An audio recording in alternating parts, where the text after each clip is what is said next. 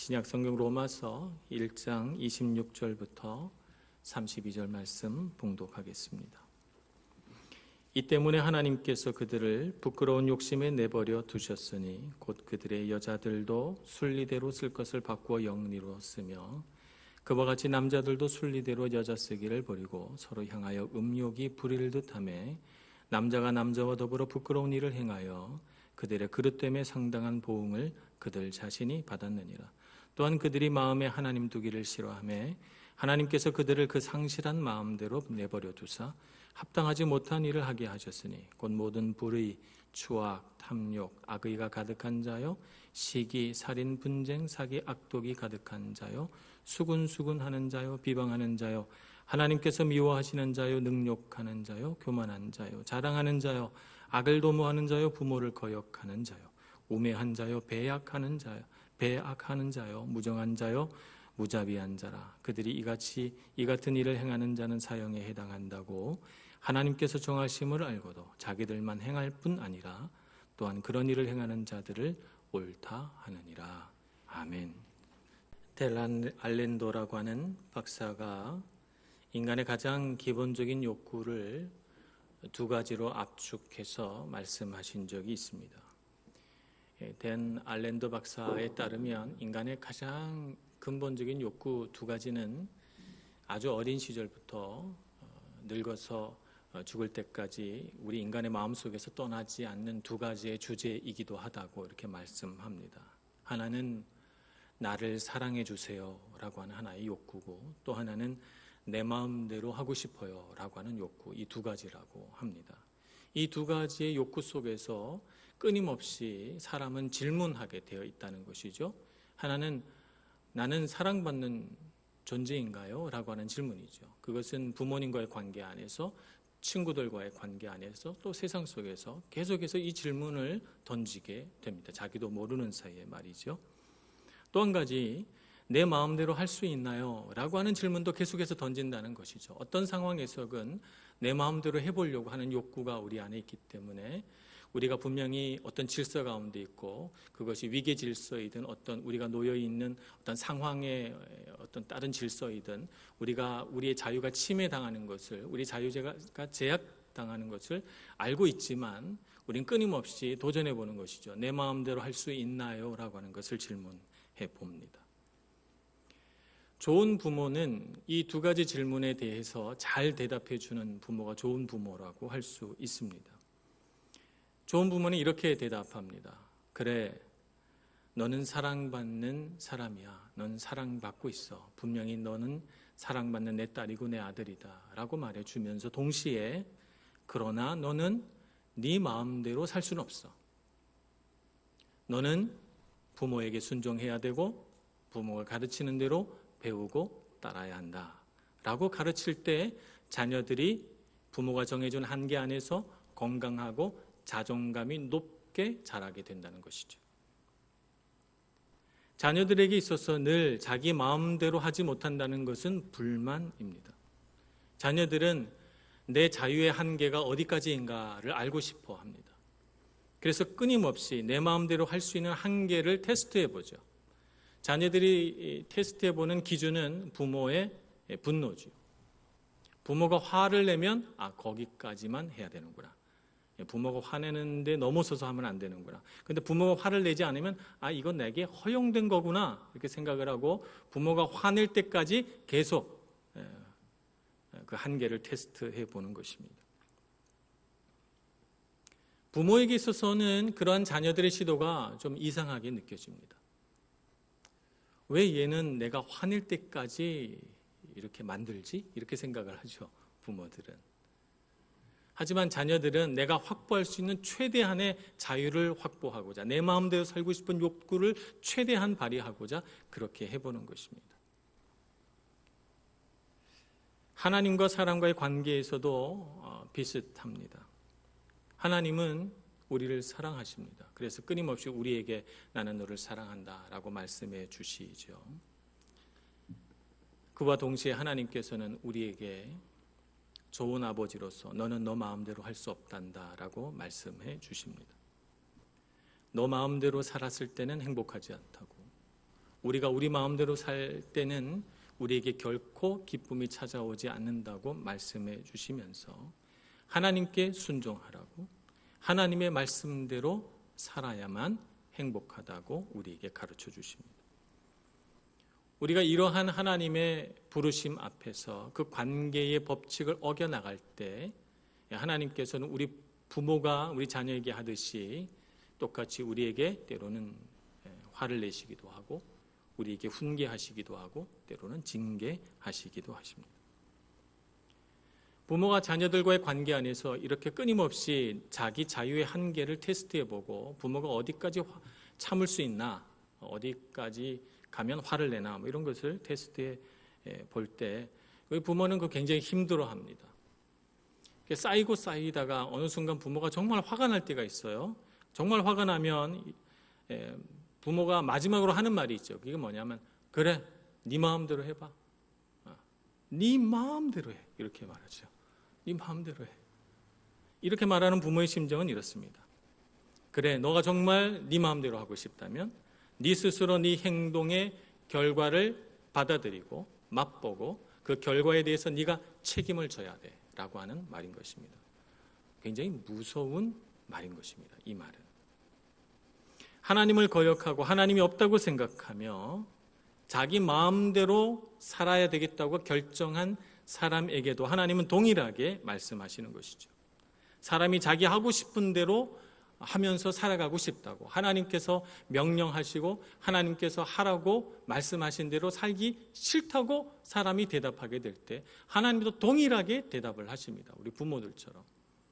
오늘 그 말씀이 3번에 걸쳐서 소개되어 있습니다. 24절 말씀. 그러므로 하나님께서 그들을 마음의 정욕대로 더러움에 내버려 두사. 마음의 정욕대로 내버려 두셨대요. 26절. 이 때문에 하나님께서 그들을 부끄러운 욕심에 내버려 두셨으니, 부끄러운 욕심에 내버려 두신 것입니다. 28절. 또한 그들이 마음에 하나님 두기를 싫어하며 하나님께서 그들을 그 상실한 마음대로 내버려 두사. 사람들이 저마다 어떤 상황이나 어떤 시대에서 자기가 하고 싶은 것들이 다 달라요. 마음의 정욕대로 하고 싶은지, 부끄러운 욕심대로 하고 싶은 것인지, 그 상실한 마음대로 하고 싶은 것인지, 그때그때마다 상황은 다르지만 하나님께서 정말 화가 나셔서 하나님이 없다고 생각하며 계속적으로 반복적으로 행동하는 사람에 대하여 하나님께서 최후로 하시는 결정은 내버려 두시는 것입니다. 그냥 네 마음대로 하거라. 네 마음대로 해보고 네가 결정하며 행동한 모든 것에 대하여 네가 스스로 책임져라. 그리고 그 결과를 맛보고 그 결과 속에서 이렇게 살아서는 안 되겠구나 라고 생각이 들거든 돌아오거라 라고 하시는 하나님의 말씀이 여기에 담겨져 있는 것입니다.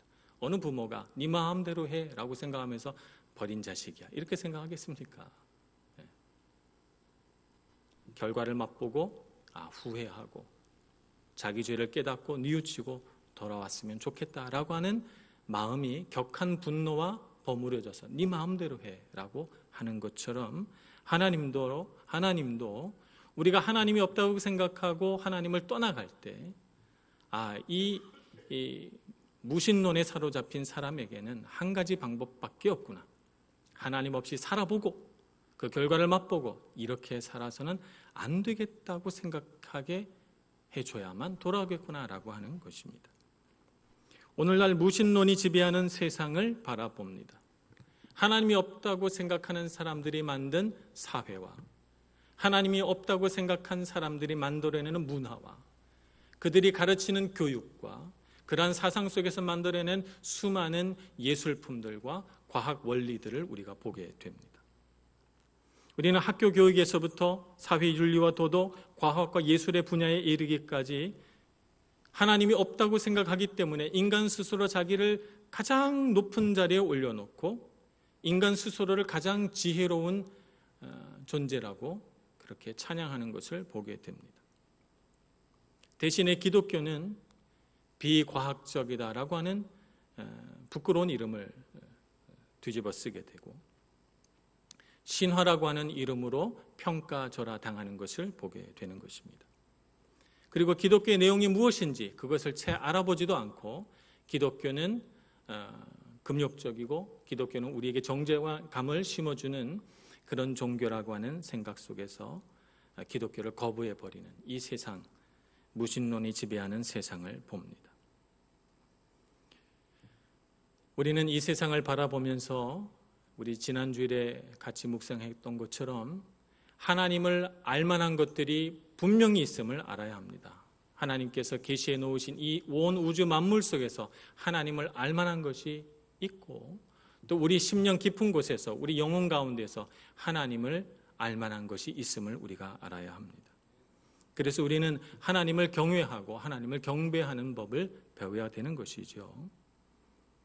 오늘날 무신론이 지배하는 이 세상의 문화와 특징들을 아무런 비판 없이 그대로 흡수해서는 안 되는 것입니다. 어떤 학자가 생명이 저절로 생길 확률을 계산하기로 마음먹었습니다. 이렇게 계산하기로 마음먹은 이유는 만약 그 확률이 현실성이 있으면 하나님께서 세상을 창조한 것이 아니라 진화가 옳은 것이라고 하는 그 가정이 옳다는 것이 되지 않겠습니까? 그래서 저절로 생명이 생겨날 확률을 한번 계산해 보자. 어느 정도로 현실성이 있는가라고 하는 것을 알아보고자 합니다. 영국의 과학자 프레드 호일이라고 하는 박사가 연구를 시작합니다. 연구 결과 그가 산출해낸 확률은 10의 16만 7천 승의 1이라고 하는 확률로 나왔습니다. 조금 더 정확하게 말하자면 1016만 7천분의 1, 1000만분의 1이다라고 하는 결과가 나왔죠. 확률학자 보렐의 말에 따르면 1050분의 1을 더 지나가면 이것은 사실상 제로다 이렇게 그렇게 선언했거든요. 그런데 1000만분의 1이니까 이건 제로라고 말하고도 한참 더 간 거죠. 그냥 없는 것이나 다름없습니다. 이 연구를 다 하고 난 뒤에 최종적으로 프레드 호일 박사는 이렇게 말합니다. 생명이 우연히 생겨날 확률은 수많은 부속품이 쌓여있는 고물상에서 회오리 바람이 불어와서 모든 부품을 하늘로 올려보낸 후 이 부품이 땅바닥에 떨어지면서 단 한 번만에 우연히 보잉 747 존버 여객기로 조립될 확률보다 더 적다. 즉 생명은 저절로 생길 수 없으며 그럼에도 불구하고 지구상에 생명이 이처럼 가득 차 있다는 사실은 그 자체로서 초자연적인 존재, 곧 창조주 하나님이 존재한다는 것을 증명하고 있는 것이다. 이렇게 말씀하셨습니다. 과학이라는 이름으로 얼마나 쉽게 하나님께서 창조하신 이 세상의 원리를 무시하고 창조주신 하나님께 경배하지 않아 왔는지 오늘날 이 세상을 우리가 다시 한번 살펴볼 필요가 있습니다. 사람이 과학으로 발견한 것은 하나님이 창조해 놓으신 이 우주 온 만물 가운데 지극히 작은 일부분에 불과하다는 사실을 알아야 합니다. 그러니까 우리는 그런 사실을 깨닫고 나면 온 우주 만물을 이와 같이 질서 있게 창조하시고 조화롭게 유지하시는 하나님의 놀라운 솜씨에 감탄해서 그런 과학의 원리들을 하나씩 발견해낼 때마다 정말 하나님은 대단하신 분이구나 라고 이렇게 하나님께 경배와 찬송을 올려야 되는데 오늘날의 무신론적인 세계관에 사로잡힌 사람들과 과학자들은 그 원리를 발견한 사람에게, 그 원리를 발견한 학자에게 영광을 돌리고 그 놀라운 경이로운 발견을 축하하고 그것을 영화롭게 생각해서 사람이 이처럼 지혜롭고 똑똑하다고 자랑하는 것입니다. 뭔가 잘못된 것 같지 않습니까? 성경 사무엘상에 보면 하나님께서 사울 왕에게 아말렉 족속을 멸절하라, 싸워서 물리치라 이렇게 말씀하십니다. 내가 너에게 승리를 주마 이렇게 하나님께 약속하십니다. 그래서 사울이 하나님께서 승리를 주시겠다고 하니까 용기 백배해서 분명 상대보다 훨씬 적은 군사력이지만 하나님께서 승리 주신다니까 용감하게 싸웁니다. 그 결과 그는 정말로 승리합니다. 그러면 어떻게 해야 됩니까? 승리를 주신 하나님께 영광을 돌려야 되겠죠? 근데 그렇게 하지 않고 그는 전쟁터에서 돌아오는 길에 자기 이름을 새긴 비석을 세우고 그 기념비를 세우게 합니다. 그러니까 승리한 자기 자신을 찬양하는 거죠. 하나님을 찬양하는 것이 아니고 말입니다.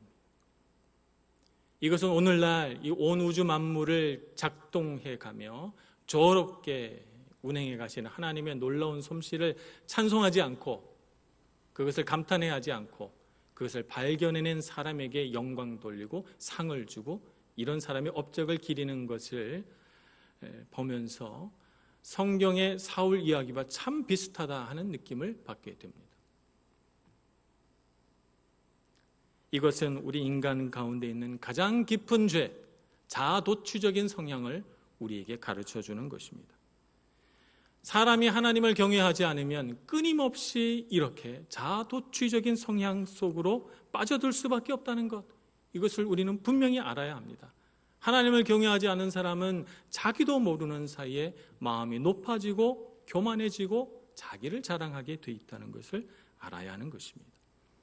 윤리와 도덕이라고 하는 분야에서도 우리는 우리 자신을 잘 모른 채로 살아갑니다. 오늘 성경의 목록을 봅니다. 29절부터 31절까지 많은 죄의 목록들이 열거되어 있고 26절, 27절도 죄 가운데 두 가지 음란의 죄를 언급하고 있으니까 이것도 다 죄의 목록입니다. 오늘 우리가 읽은 성경의 말씀은 다 죄의 목록입니다. 2000년 전 사도 바울이 살아가던 세계에서 발견된 죄의 목록 가운데 우리에게 생소하거나 낯선 것이 있습니까? 아니, 그렇게 질문하기보다는 인류가 2000년이라고 하는 긴 세월 동안 진보해서 오늘날과 같이 아름답고 정말 고대 세계와는 비교할 수 없는 놀라운 문명을 일으켰으니까 그때 그 시절에 있었던 죄 가운데 하나라도 2000년이 지난 지금 사라진 죄가 있습니까? 인류가 이처럼 발전했는데 말입니다. 죄의 목록을 아무리 살펴봐도 이 가운데 작은 하나라도 사라진 죄가 없어요. 아브라함이 살아가던 때 주전 3000년경입니다. 지금부터 생각해보면 5000년 전에 세상은 어땠을까요? 아브라함이 살아가던 세계의 소돔과 고모라는 어떠했습니까? 나그네들이 자기의 성에 들어오자 그들은 한밤중에 오늘 성경이 말씀한 것처럼 음욕이 부릴 듯하여 이 나그네 남자들과 관계를 하겠다고 남자들이 몰려옵니다. 그리고 롯의 집의 문을 막 두드리죠. 이 남자들을 내놓거라. 우리가 이 남자들과 관계를 맺어야 되겠다. 그래서 롯이 너무 다급하여 하나님의 사자였기 때문에 자기의 딸들을 내줄 테니 이 남자들은 내버려 두라 이렇게 말합니다. 여자는 싫다는 거예요. 남자와 관계하겠다는 것이죠. 5000년 전의 세상과 비교해 봤을 때 어떻습니까? 오늘날의 세상이 조금 더 진보했습니까? 인류 사회는 옷만 바꾸어 입었을 뿐 본질은 5000년 전이나 2000년 전이나 조금도 다를 바 없는 것입니다. 오늘날 우리는 매우 인권이 존중된 세상에서 사는 것 같고 예전 고대 사회에 비교하면 훨씬 더 우리는 진보한 사회에서 사는 것 같지만 오늘날 죄의 목록을 쭉 들여다봤을 때 이 죄 가운데 하나라도 없어진 죄가 없으니 도대체 인류가 무엇이 진보했다는 것입니까? 우리는 죄의 목록을 보면서 꼭 알아야 할 것이 있습니다. 그것은 무엇인가 하면 우리 인간이 바로 불의를 가지고 진리를 맡고 있다고 하는 사실입니다. 바로 그 불의로 진리를 맡고 있는 사람 중에 한 사람이 나라는 사실을 알아야 하는 것입니다. 우리가 죄의 목록을 쭉 살펴보면서 어떤 것은 나에게 해당이 되고 어떤 것은 나한테 해당이 안 되네. 그래서 우리가 이 죄의 목록을 쭉 해가지고 내가 지었던 죄, 내가 짓지 않은 죄 이렇게 해서 나는 착한 걸로 따지자면 한 80점 되는구나. 죄 목록 가운데 나는 되게 많이 해당되네. 난 한 60점 되네. 이렇게 점수를 매기고자 하는 것이 아닙니다. 혹은 너는 몇 점이니? 나는 몇 점인데. 그래서 적어도 나는 저 사람보다는 더 착하게 살았어. 뭐 이런 것들을 비교하기 위해서 죄 목록을 쭉 기록해 놓고 어디 한번 네 마음을 살펴봐라. 이렇게 해놓은 것이 아니라는 사실을 알아야 합니다. 죄라고 하는 것의 본질은 오늘 28절에서 말씀하신 것처럼 마음에 하나님 두기를 싫어하는 것입니다. 마음에 하나님 두기를 싫어하는 것에서부터 온갖 죄들이 다 파생되는 것이죠. 하나님을 마음에 두기 싫어하기 때문에 하나님을 거역하고 하나님을 경외하지 않고 하나님을 영화롭게도 하지 않고 하나님의 말씀을 쫓아서 순종하지도 않고 잘못을 저지르고도 회개하지 않고 자기 자신의 부끄러운 모습들은 감추고 위선적으로 살아가는 우리의 모습을 보는 것입니다. 어떻게 해야 할까요? 우리는 어떻게 해야 합니까? 하나님을 마음에 두기를 기뻐하는 사람이 되어야 할 것입니다. 하나님을 마음에 두기 싫어하는 무신론으로 가득 찬 이 세상 사람들처럼 살 것이 아니고 하나님을 마음에 두기 기뻐하는 사람으로 살아가야 합니다. 이것은 여기 열거된 죄들을 하나도 짓지 않고 죄를 짓지 않는 삶을 말하는 것이 아닙니다. 기독교가 죄를 안 짓는 종교다, 죄를 짓지 않도록 도와주는 종교다라고 하는 잘못된 생각을 버려야 합니다. 죄를 안 짓는 것에 집중하는 종교들도 있습니다. 불교라든지 유교라든지 이슬람교는 죄를 짓지 않는 것이 목표입니다. 그래서 그들은 할 수 있는 대로 힘을 다하여 죄를 짓지 않도록 여러 가지 율법들을 열거하고 죄를 짓지 않는 방법들을 설명해 주고 있습니다. 그러나 이런 윤리적인 종교, 인간 중심적인 종교, 인간의 의지를 강조하는 종교, 인간의 의의를 높이 생각하는 종교와는 달리 기독교는 죄를 짓지 않는 것이 목표가 아님을 우리가 분명히 알아야 합니다. 기독교는 하나님 앞에 올바르게 반응하는 것이 목표입니다. 오늘 로마서 1장의 말씀처럼 하나님을 알고 하나님을 영화롭게 하고 하나님을 경외하는 우리 인간이 하나님 앞에서 어떻게 반응해야 하는가 하는 것을 가르쳐주는 종교지 죄를 안 짓는 것이 목표인 종교가 아닌 것을 알아야 합니다. 그래서 우리는 하나님 앞에 서서 이렇게 생각해야 마땅합니다. 하나님, 내 힘으로는 나를 구원할 수 없습니다. 내가 아무리 착하게 살고 내가 아무리 좋은 사람이 되려고 애써 봐도 하나님, 내 힘으로는 나를 구원할 수 없군요. 그러니 하나님 도와주세요. 하나님의 도우심이 없이는 저는 살 수 없습니다. 라고 하는 고백 속에서 하나님 앞에 나아가는 것이죠. 이것이 바로 자기 부인입니다. 나 자신을 부인하는 것이죠. 우리는 하나님 앞에서 올바른 자기를 인식할 필요가 있습니다. 우리가 하나님을 떠나 살 때 우리는 얼마나 더럽고 추하며 나약한가라고 하는 것을 우리는 잘 알아야 하는 것입니다. 그러나 우리가 이 세상을 살아갈 때는 우리가 그렇게 더럽고 추하며 나약한 사람이라는 사실을 결코 다른 사람들에게 알려주기를 원치 않습니다. 우리는 우리 자신이 꽤 괜찮은 사람이라고 사람들에게 보여주기를 원해요. 그래서 세상 살아갈 때는 우리가 나름대로 세상의 법을 잘 지키고 법은 아니더라도 우리 인간관계 안에서 관습처럼 여겨지는 여러 가지 에티켓이나 매너, 도덕 이런 것들을 지키려고 합니다. 그리고 착한 일도 많이 합니다. 그래서 우리가 괜찮은 사람이라는 것, 그래서 사람들의 사랑과 인정을 또 받고 싶고, 그래서 내 자신이 사람들에게 충분히 좋은 사람이라는 인식을 얻을 수 있게끔 행동합니다. 이것이 바로 우리에게 형성된 거짓자이죠.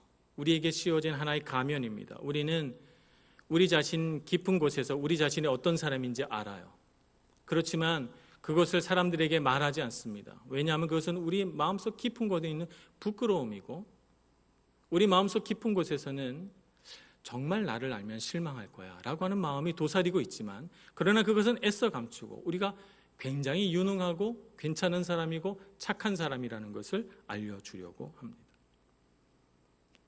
그래서 이 모임에 가면 이 가면을 쓰고 저 모임에 가면 저 가면을 쓰면서 우리가 사람들에게 좋은 사람으로 인식되려고 애쓰죠.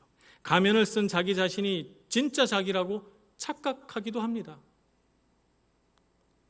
거짓자가 강하면 강할수록 자기 내면 안에 있는 진짜 자기 자신은 잊어버리고 가면을 쓴 자기 모습이 진짜 자기일 거라고 착각하는 것입니다. 그러나 가면이 벗겨지고 진짜 자기 자신이 드러날 때가 있죠. 감추고 싶은 부끄러움은 자기의 모습이 어떤 대상을 통해 드러날 때가 있습니다. 그러면 우리 안에 나만이 알고 있다고 생각했던 이 부끄러운 모습이 공개될 때 우리는 깜짝 놀라게 되고 거기에 대해서 굉장히 민감하게 반응하며 동시에 그것을 드러내게 한 어떤 대상을 향해서 우리는 분노의 감정을 갖게 됩니다. 그 대상을 공격합니다. 예수님을 공격했던 바리새인들이 그와 같았죠. 그들은 위선자였고 자신의 선한 행실과 자신의 겉만 번지르르게 만든 그런 행위로 인해서 사람들에게 존경과 사랑을 받지만 예수님은 그들을 향하여 회칠한 무덤이라고 했어요. 겉은 하얗게 칠해서 깨끗해 보이지만 속은 썩어가는 시체가 있는 무덤이라는 뜻입니다. 바리새인들은 결코 자기 자신에게 그러한 더러운 것이 있다고 생각하기를 원치 않습니다. 그러나 예수님을 통해서 거짓자가 벗겨지고 그들의 가면이 벗겨지고 그들의 더럽고 추한 면들이 드러나게 되자 그들은 예수님 앞에서 부끄럽게 되고 죄의식을 갖게 되고 그리고 동시에 그러한 것을 드러낸 폭로한 예수님을 향해서 분노의 감정을 갖게 되고 예수님을 미워하게 된 것입니다. 그래서 더 이상 이런 죄책감에서 눌리기 싫으니까 하나님 앞에서 회개하는 것이 아니고 예수님을 죽여버리기로 결정한 것입니다. 오늘날의 이 세상도 크게 다르지 않습니다. 그래서 누군가의 이런 부끄러운 것들이 드러나게 되면 그 사람은 가장 먼저 화를 내게 되죠. 우리의 자녀들을 교육해봐도 그렇습니다. 분명히 잘못했는데 잘못한 것 가지고 야단을 치면 우리 자녀들은 화를 냅니다. 인정하기가 쉽지 않죠. 사람이 이 세상을 살아가면서 죄책감에서 벗어나는 두 가지 방법이 있습니다. 하나는 회개하고 예수 그리스도의 십자가 은혜를 붙들고 주님 나를 고쳐주소서, 나를 용서해 주소서, 나를 회복시켜 주소서 이런 마음으로 주님 앞에 나오면 십자가 은혜 안에서 우리는 다 회복됩니다. 죄책감에서 벗어나며 자유롭게 될 수 있습니다. 하나님의 은혜로 말이죠. 또 하나 죄책감에서 벗어나는 방법은 내가 지은 죄가 더 이상 죄가 아닌 것으로 만들면 됩니다. 오늘 32절에 나온 것처럼 이 같은 일을 행하는 자는 사형에 해당한다고 하나님께서 정하심을 알고도 자기들만 행할 뿐 아니라 또한 그런 일을 행하는 자들을 옳다 함으로써 더 이상 죄가 아니게 만드는 것입니다. 그래서 무언가 내가 잘못했다고 말하면 왜 나만 잘못했다고 말하는 거예요? 다른 사람들도 다 하는데 이렇게 해서 죄가 아닌 것으로 만들죠. 그렇게 해서 더 이상 내가 죄책감을 느끼지 않도록 하는 것입니다. 그렇게 하는 것이 과연 옳을까요? 그렇지 않습니다. 우리가 우리의 죄된 모습을 숨기고 거짓자 속에서 아무리 우리를 감추고 우리의 부끄럽고 추한 면들을 드러내놓지 않고 살아도 우리 마음속에 있는 죄는 끊임없이 우리를 하나님 앞에 고소합니다. 너는 죄인이라고. 너는 부끄러운 사람이라고. 그래서 우리는 자기도 모르는 사이에 죄의식과 죄책감 속에 살아가게 되고 그래서 우리는 정말 나는 사랑받을 수 있을까? 정말 나는 내가 행동하는 이 모든 것에서 자유함을 얻을 수 있을까? 이렇게 생각하면서 머뭇거리고 두려워하고 방황하게 되는 것입니다. 이런 죄책감과 죄의식 속에 살아가니 그가 살아가는 세상은 참 괴롭고 우울하고 힘듭니다.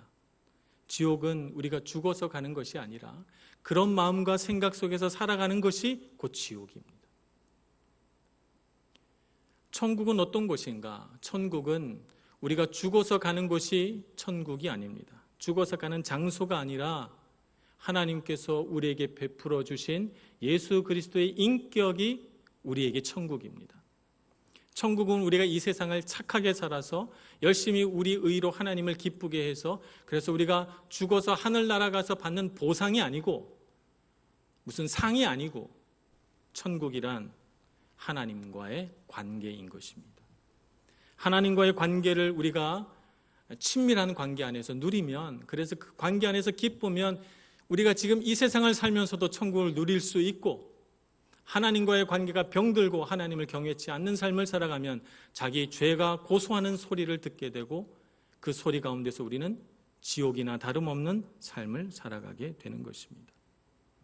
예수님께서 우리 가운데 오셨습니다. 우리의 모든 고통과 슬픔과 좌절을 아시고 우리에게로 오셨습니다. 우리는 주님 앞에 섭니다. 나 같은 죄인이 용서받을 수 있을까?